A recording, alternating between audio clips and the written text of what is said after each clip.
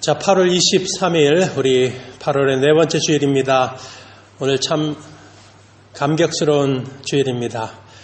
우리 현장 예배 우리 5개월 만에 드리게 되었습니다. 오늘 현장 예배로 또 그런가 하면 또 2부 시간에는 온라인으로 실시간으로 영상 예배를 참여하실 텐데 우리 모든 교회 여러분들을 주님의 이름으로 환영하고 축복합니다. 자, 3월부터 시작해서 오늘까지 긴 5개월 동안 드리지 못했던 이 현장 예배 우리가 참 감사함으로 드리게 되었습니다. 지난 5개월 동안 우리가 함께 모여서 예배 드리지는 못했습니다. 그러나 흩어져서 예배 드리면서 가정 예배로 또 성도들이 함께 어린 자녀와 함께 드렸던 우리의 예배 하나님께서 기쁨으로 받으셨고 어려운 상황 속에서 이제 현장 예배 드리지만 이 예배 가운데 하나님께서 이제 멈추지 않으시는 풍성한 은혜들 주님의 교회 안에 또 우리 모든 성도들의 삶 가운데 부어주실 것을 인하여 감사하고 또 그렇게 역사하실 주님의 이름으로 우리 함께 하시는 교회 여러분들을 축복합니다.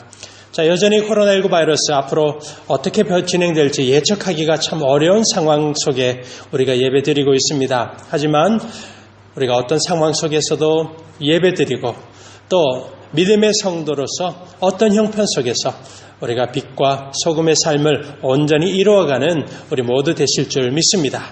자, 5개월 만에 드려지는 우리 예배입니다. 오늘 예배를 통해서 어려운 시대 속에서 우리의 믿음을 든든하게 붙잡아 주시는 하나님의 능력이 우리에게 임하는 시간, 그리고 주님의 교회와 성도들에게 하나 되는 그 기쁨의 시간으로 하나님이 함께 하셔 주시고 또 우리를 은혜의 공동체 되게 하여 주실 것이라고 믿습니다.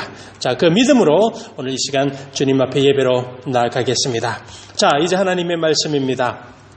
사도행전 우리 6장 1절에서 7절까지 말씀입니다. 믿음과 성령이 충만한 사람이라는 제목으로 말씀을 증거합니다. 자, 지난 주일까지 우리가 사도행전 5장 함께 묵상했습니다. 산헤드린 공회의 위협을 두려워하지 않았던 사도들, 그리고 초대교회 성도들, 그들에게는 오히려 더 믿음과 복음의 능력으로 하나 되는 그들의 모습을 우리가 살펴보았습니다.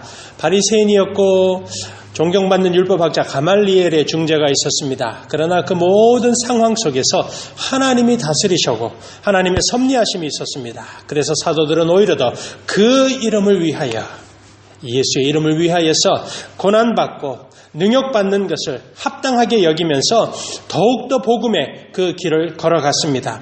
자, 우리가 그 말씀을 기억하면서 우리 각자에게도 날마다 믿음의 싸움, 진정한 그리스도인의 그 싸움을 해나가는 도전의 메시지를 새겼고 그 결단으로 우리가 은혜를 나누었습니다. 자, 이렇게 사도행전 5장이 이제 끝을 맺고 이제 6장 말씀으로 이르게 됩니다. 이 6장에 이르면서 이렇게 성령과 은혜로 하나 되었던 공동체, 이 초대교회 안에 정말 예상하지 못했던 갈등의 문제가 이제 발생하게 됩니다. 자, 본문의 말씀 봅니다. 1절과 2절 말씀입니다.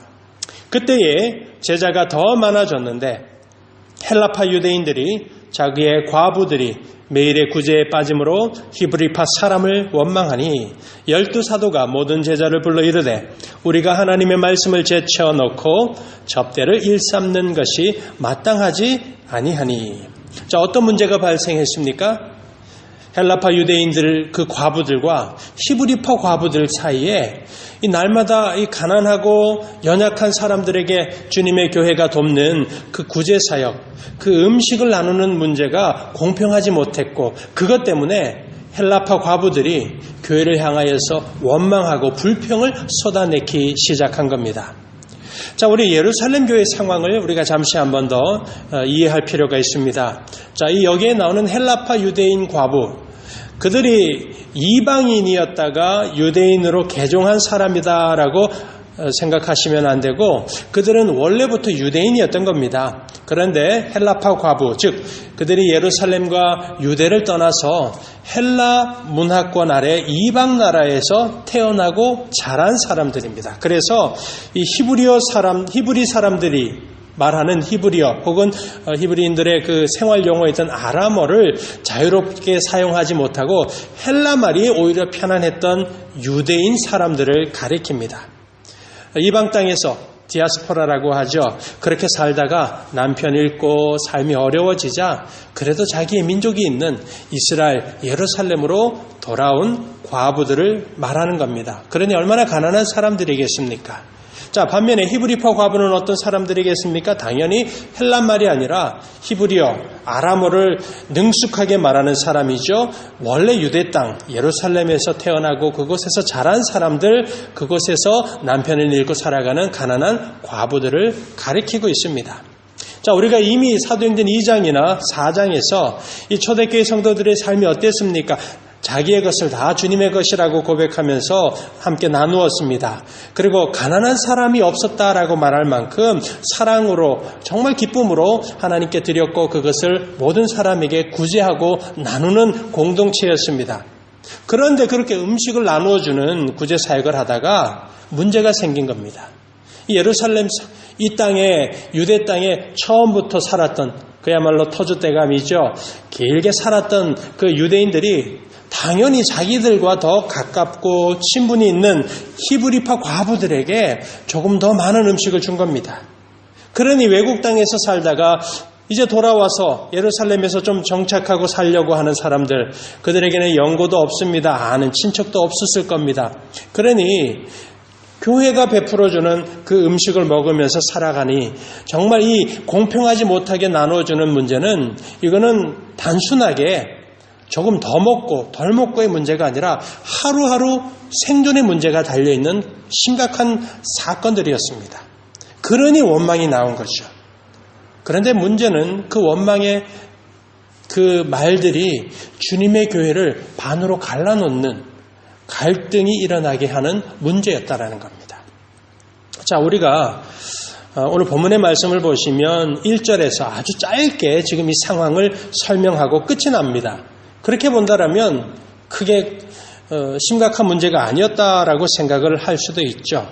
그렇지만 오늘 본문 우리가 이미 읽었습니다마는 진행되는 모든 상황을 한번 따져보면 이건 오순절 성령 강림의 충만한 성령의 공동체였습니다.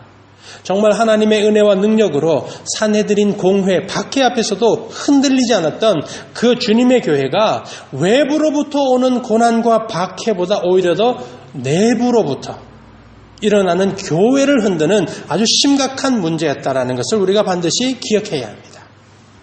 여러분, 주님의 핏값으로 세워진 이 땅의 교회 결단코 무너지지 않습니다. 무엇으로도 망하지 않습니다. 하지만 주님의 교회를 이루고 있는 사람들이 허물과 죄악으로 이 땅에 존재하는 지역교회죠. 그 지역교회는 위험을 만날 수 있습니다. 갈라질 수 있습니다. 그러다가 정말 교회가 깨어지고 존재가 사라질 수도 있습니다. 자, 우리 한인 사회 시드니 이민교회를 보시면 이미 우리는 그런 경우를 많이 보았습니다. 과거에도 많이 주님의 교회가 갈라지고 깨어지는 경우를 우리는 알고 있습니다. 지금도 그런 교회가 있죠. 그리고 앞으로도 아마 그런 위기가 주님의 교회들 안에서 분명히 일어날 것입니다. 지금 예루살렘 교회 안에 그런 문제가 일어난 겁니다. 자, 그런데 오늘 본문 1절과 2절의 말씀 속에서 이게 구제사역의 불공평의 갈등의 사건이죠. 이게 중요하기도 합니다. 그런데 그와 함께 우리가 조금 더 주의를 기울여야 할 매우 중요한 초대교회 예루살렘 안에서의 그 상황을 우리가 기억해야 할 아주 중요한 내용 하나가 있습니다. 그게 바로 오늘 본문 1절의 말씀 속에 증거되고 있죠. 교인들의 숫자가 더 많아졌는데 라고 하는 그런 말씀이 아니라 제자가 더 많아졌다라는 그 말씀입니다. 2절에서도 마찬가지입니다. 모든 교인들을 불러 이르되라고 하지 않고 뭐라고 되어 있습니까? 모든 제자를 불러 이르되라고 기록하고 있습니다. 더 내려가서 여러분 7절 보시면 하나님의 말씀이 점점 왕성하여 예루살렘에 있는 제자의 수가 더 심히 많아지고 라고 되어 있습니다. 자, 이 사도행전을 기록한 누가는 왜 교인 혹은 신자 이런 표현을 쓰지 않았고 제자라는 표현으로 초대교회 이 예루살렘 교회의 성도들의 그 교인들의 이름으로 그들을 대신하는 말씀으로 이렇게 사용하고 있겠습니까?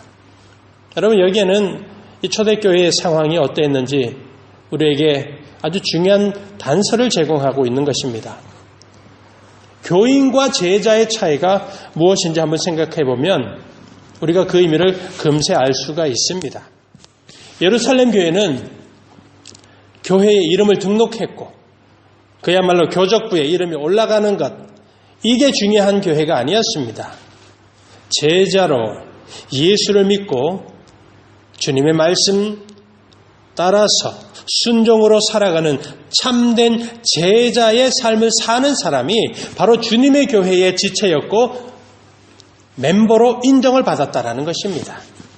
자, 그걸 증명할 수 있는 한 사건이 바로 우리가 이미 묵상했었던 사도행전 5장에 나왔던 예루살렘 교회의 교인이긴 했지만 진정한 제자가 아니었던 부부, 성령을 속인 죄로 죽음당한 아나니아와 삽비라 부부를 기억하시면 됩니다.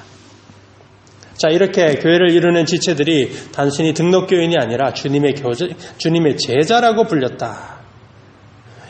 이 사실이 오늘 본문의 전체 내용을 이해하는데 매우 중요한 역할을 합니다.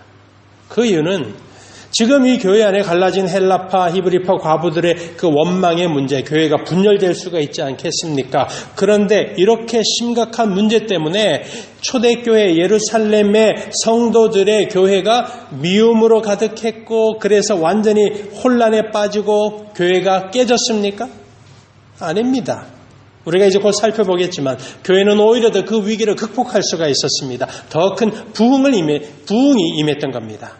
자, 어떻게 그런 상황이 반전을 가져올 수 있었는가? 물론 하나님께서 그 교회와 함께 하셨고 성령님께서 사도들이 다스리는 치리하는 그 교회 안에 하나님이 함께 하셨던 은혜의 결과입니다.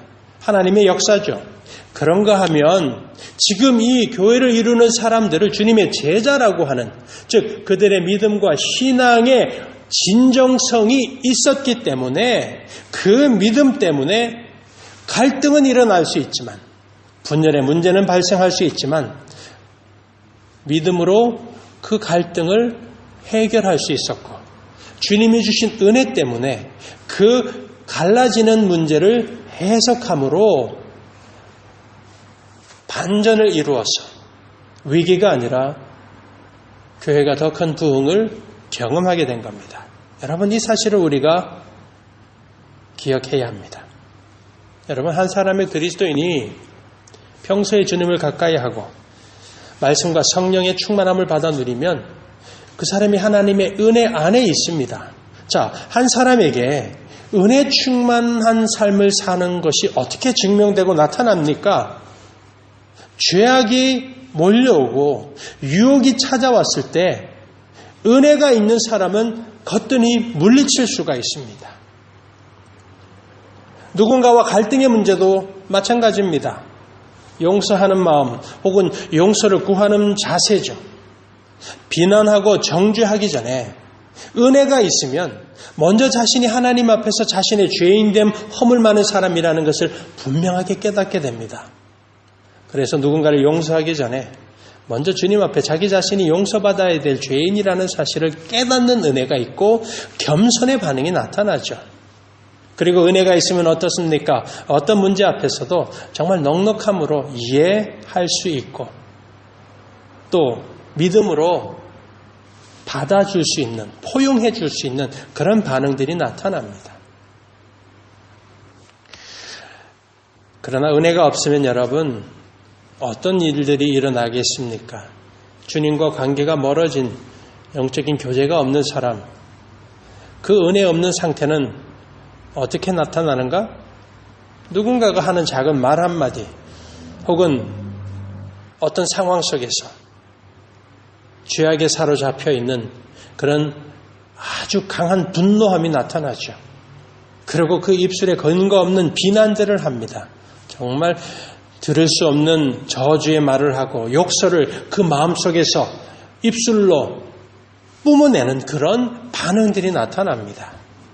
그리고 무엇보다도 오늘 본문 속에서 나타나는 것처럼 은혜가 없으면 여러분 불평하고 원망이 마음을 빼앗아가고 교회를 어지럽혀하고 믿음의 지체들을 이간질하고 갈라지게 하는 그런 열매들을 나타나게 되는 겁니다. 자, 오늘 예루살렘 교회 안에서 일어나는 이 갈등의 사건을 우리가 묵상하면서 이 사건 자체도 우리가 새겨야 하지만 여러분 혹 내 자신이 은혜 생활을 잘하고 있지 못하는 혹은 성령의 충만함을 받지 못한 채 살아가고 있는 것은 아닌지를 우리가 돌아볼 수 있어야 합니다. 자, 이렇게 교인이 아닌 제자의 삶을 살았다는 것을 기억하면서 이제 구제의 문제로 원망으로 교회가 깨어질 수 있는 상황 속에서 사도들이 해결하는 그 과정을 함께 살펴보겠습니다. 본문의 말씀입니다. 2절에서 4절까지입니다. 12사도가 모든 제자를 불러 이르되 우리가 하나님의 말씀을 제쳐놓고 접대를 일삼는 것이 마땅하지 아니하니 형제들아 너희 가운데서 성령과 지혜가 충만하여 칭찬받는 일곱을 택하라. 우리가 이 일을 그들에게 맡기고 우리는 오로지 기도하는 일과 말씀 사역에 힘쓰리라 하니. 자, 2절에 보니 12사도들이 모든 제자된 초대교회의 지체들을 다 모읍니다. 지금으로 치면 재직회가 될 수도 있고 아니면 더 크게 공동의회 같이 온 교인들을 다 소집한 겁니다. 그리고 그들에게 먼저 교회에서 말씀과 기도의 가장 중요한 사역을 감당해야 될 사도들의 그 직책, 그들이 소홀히 해서는 안 된다라고 전합니다. 그래서 하나님의 말씀을 제쳐놓고 접대를 일삼는 것은 잘못된 것이다라고 먼저 말합니다. 사도들이 지금 구제사역의 이 갈등의 문제를 놓고서 왜 그들의 우선 사역의 우선순위에 대해서 먼저 말하고 있는지 우리가 좀 그 의미를 생각해 봐야 합니다. 매우 중요한 뜻이 담겨져 있습니다. 첫 번째는 지금 이 사도들의 말 속에는 지금 교회 안에서 발생한 모든 문제 속에서 그 문제를 풀어나갈 수 있는 열쇠가 바로 하나님의 말씀이다. 그 뜻을 우리에게 전하고 있는 겁니다. 주님의 교회가 말씀의 원칙을 따라서 갈 때에 모든 문제가 온전히 해결될 수 있는 지름길이다라는 것을 전하고 있는 겁니다. 그래서 말씀과 하나님의 뜻을 구하는 기도, 교회를 이루는 지체들을 위하여서 끊임없이 기도하는 이 사도들의 그 사역을 먼저 언급하고 있는 것입니다. 그리고 또 다른 의미는 이 사도들의 말 속에서는 초대교회 안에서 이 구제 사역의 이 불공평의 문제죠. 교회가 갈라지는 이 상황이 이게 단순하게 한 사람의 문제 혹은 몇몇 사람 때문에 일어나는 그들의 잘못이 아니라 영적인 지도자로서의 사도들에게도 책임이 있고 나아가 모든 공동체와 지체들이 함께 책임을 지고 풀어나가야 할 그 문제다라는 것을 공식적으로 인정하고 있는 말이 되는 것입니다. 자, 그래서 사도들이 어떤 해결 방법들을 제시합니까? 교회의 지도자로서 사도들은 더욱 온전한 말씀을 가르치고 구별 없이 모든 성도들을 위해서 기도하는 그 사역에 집중하겠다. 반면에 그 외에 교회에 돌아가는 여러 가지 행정과 가난한 사람 구제하는 사역, 사랑을 나누는 모든 교회의 사역은 은사가 있고 부르심을 받은 7명의 사람들을 세우는 것이다 라고 결정을 내리게 됩니다. 그래서 7명의 충만한 성령과 믿음이 충만한 사람을 뽑아서 지금 문제가 되고 있는 과부들의 구제 사역 그리고 교인들을 돌아보는 일을 감당하라고 합니다. 자, 이 같은 사도들의 결정을 교회가 들었을 때에 그들이 이전에 없었던 아주 중요한 일들을 이제 행합니다. 바로 교회의 일꾼을 세우죠. 자, 본문의 말씀입니다. 5절과 6절입니다. 온 무리가 이 말을 기뻐하여 믿음과 성령이 충만한 사람 스데반과 또 빌립과 브로고로와 니가노르와 디몬과 바메나와 유대교에 입교했던 안디옥 사람 니골라를 택하여 사도들 앞에 세우니 사도들이 기도하고 그들에게 안수하니라. 자, 이렇게 믿음과 성령 충만으로 살았던 7 집사님이죠. 그들을 세웁니다. 그래서 초대교회의 예루살렘 안에 어떤 결과가 나타납니까? 7절에 나옵니다.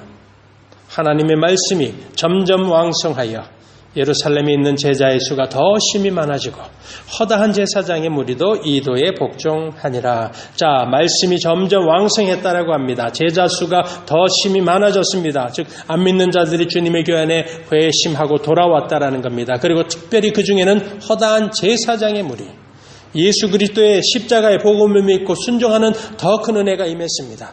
어찌 보면 십자가에도 예수님에 대하여서 가장 적대감을 가졌던 제사장과 그들의 가족들조차도 이 사도행전의 교회와 성도들의 그 모습과 복음의 그 능력이 그들의 삶 속에서 드러나는 걸 보면서 그들이 돌아와서 주님의 백성이 되었다라는 것입니다. 자, 본문에 보시면 이 오늘 6장의 첫 시작의 문제는 무엇이었습니까? 헬라파 과부, 히브리파 과부의 갈등의 문제였습니다. 그런데 오늘 본문 속에서는 그게 어떻게 해결됐는지 그 과정이나 결과는 전혀 언급되고 있지 않습니다. 그러나 사실 7절 말씀이 그 모든 것을 설명하고 있는 겁니다. 위기가 하나님의 말씀으로 더 성도들의 삶 속에서 열매 맺어서 갈등을 풀어나가게 하신 하나님의 역사가 나타났고 주님이 부어주신 은혜가 주님의 교회와 성도들에게 임했고 복음이 오히려 더 온 예루살렘 안에 아름답게 퍼져갔다. 바로 그것이 오늘 이 갈등의 문제가 이미 해결되었음을 설명하고 있는 것입니다. 자, 사도들은 더욱더 말씀과 기도의 사역에 힘을 다했습니다. 지금으로 치면 영성훈련, 말씀훈련, 복음의 설교와 가르침에 힘을 썼다라는 겁니다. 동시에 믿음과 성령에 충만한 7 집사들과 그들의 섬김, 그리고 분명히 그들과 같은 마음으로 주님의 교회를 진정으로 사랑하는 그 주님의 백성들이 원망으로 갈라진 사람들을 하나 되게 했고 불평과 불만으로 마음 가졌던 사람들에게 다시 은혜를 전하고 성령으로 하나 되는 위로하는 사역을 그들이 이루어 갔다라는 것입니다. 그래서 하나님의 말씀이 왕성했던 것입니다. 이 하나님의 말씀이 왕성했다. 여러분, 이것은 말씀이 살아 역사했다라는 뜻입니다. 즉 하나님의 말씀이 각각의 성도들의 삶 속에서 열매 맺었다라는 것입니다. 그래서 동시에 불신자들이 예수님 앞에 순복하고 사도행전 복음이 더욱 확장되어 가고 사도행전의 역사가 계속적으로 예루살렘과 이제 온 유대와 사마리아 땅끝까지 퍼져나가는 그 아름다운 일들이 멈추지 않고 진행됐던 것입니다.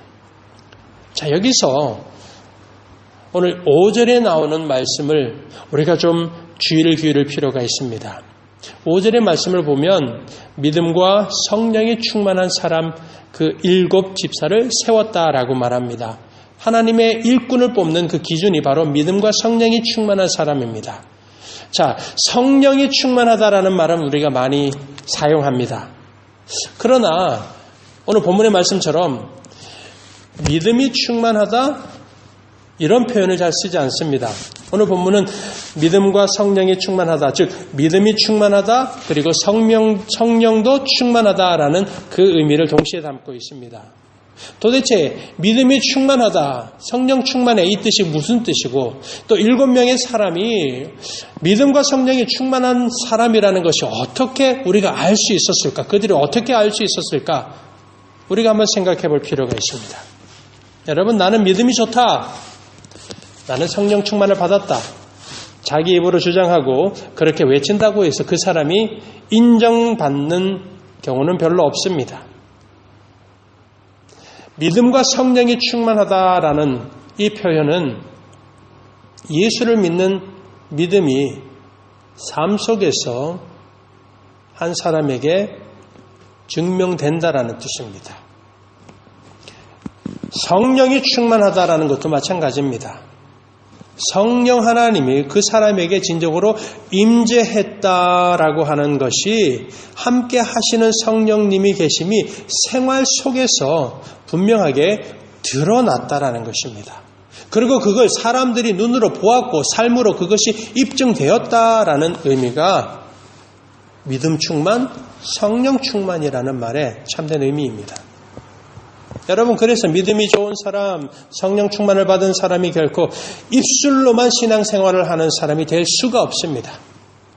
결코 자기가 세워놓던 기준에 따라서 신앙생활하고 사람의 목적 따라서 교회를 다니고 신앙생활할 수가 없다라는 것이죠. 자, 우리가 어떻게 믿음 충만, 성령 충만한 삶을 분별할 수 있는가? 어렵지 않습니다. 어떤 사람이 하는 말을 듣고서 그 말만 듣고서 그 사람을 신실한 그리스도인이라고 섣부르게 판단하시면 안 됩니다. 성경을 많이 알고 있어서 성경 구절을 막힘없이 말하죠. 혹은 신앙이란 이런 것이다. 예수 믿고 살아가는 것은 이런 것이다. 은혜는 이런 것이다 라고 하면서 매우 듣기 좋은 그런 말들을 능숙하게 술술술 한다고 해서 여러분 그 말하는 것만 보고서 그 사람을 신실한 그리스도인이라고 판단하시면 안 됩니다. 오히려 말만 그렇게 하는 사람들은 더 조심해야 될 사람입니다. 그게 아니라 주의를 기울여서 그 사람의 육체의 열매를 무성하게 맺고 살아가고 있는 것인지 아니면 진정으로 성령의 9가지의 열매를 맺고 가는지 살아가는지 그걸 확인해야 합니다. 성령의 열매, 갈라디아서 5장 22절 23절이죠. 오직 성령의 열매는 사랑과 희락과 화평과 오래 참음과 자비와 양선과 충성과 온유와 절제니 이 같은 것을 금지할 법이 없느니라. 이 열매가 그 사람의 삶 속에서, 생활 속에서 정말 나타나고 있는지, 주님의 몸된 교회 안에서도 맺어지고 있는지를 그걸 찾아보면 알 수가 있는 겁니다. 그런데 성령의 9가지 열매를 찾아볼 수는 없고 그저 그 대신 육체의 열매만을 맺고 살아간다라면, 그러면서도 그 사람의 입술로만 은혜를 말하고 성경을 말한다라면 여러분 그 사람은 틀림없이 제대로 신앙생활하는 사람이 아닙니다. 갈라디아서 우리 5장에서 앞서 성령의 9가지 열매가 있었죠. 바로 그 앞에 뭐가 나옵니까? 바로 육체의 열매가 나옵니다. 갈라디아서 5장 19절에서 21절 말씀이죠. 육체의 일은 분명하니 곧 음행과 더러운 것과 호색과 우상숭배와 주술과 원수 맺는 것과 분쟁과 시기와 분냄과 당짓는 것과 분열함과 이단과 투기와 술취함과 방탕함과 또 그와 같은 것들이라. 그런 일을 행하는 자들은 결단코 하나님의 나라를 유업으로 받을 수가 없다라고 분명히 말씀하고 있습니다. 여러분, 우리가 성령의 열매를 맺읍시다라는 말은 참 많이 듣습니다. 듣기도 좋습니다. 그리고 우리는 아멘으로 분명히 받아들입니다. 하지만 성령의 9가지 열매를 맺읍시다라는 그 말씀에 아멘하기 전에 우리는 먼저 우리의 생각과 마음과 삶 가운데 주렁주렁 달려있는 육체의 일을 잘라내야만 합니다. 육체의 열매를 맺고 살아가는 우리의 모습을 바라보면서 진정으로 주님 앞에 회개하고 죄악의 열매를 먼저 끊어내는 그 결단이, 그 변화의 삶을 시작해야 합니다. 그러고 나면 믿음과 성령 충만이라는 하나님의 은혜, 오늘 성경이 증거하고 있는 부흥의 역사가 우리의 삶 속에서 일어나게 되고 우리가 다시 사도행전의 신앙으로 살아가는 성도가 되는 것입니다. 사랑하는 무지개 교회 여러분, 오늘 사도행전 6장에서 주님의 교회가 갈라지는 상황을 만났을 때 믿음과 성령에 충만한 사람이 있었을 때에 공동체의 위기가 변화해서 하나님의 부흥으로 임했습니다.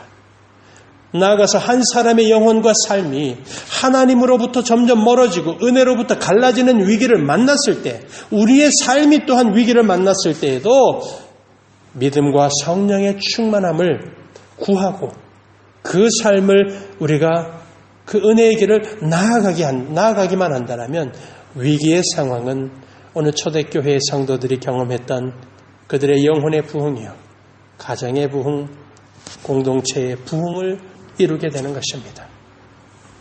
믿음과 성령이 충만했던 그 사람들을 통해서 오순절 성령에 충만했던 초대교회가 다시 부흥으로 나아갔습니다.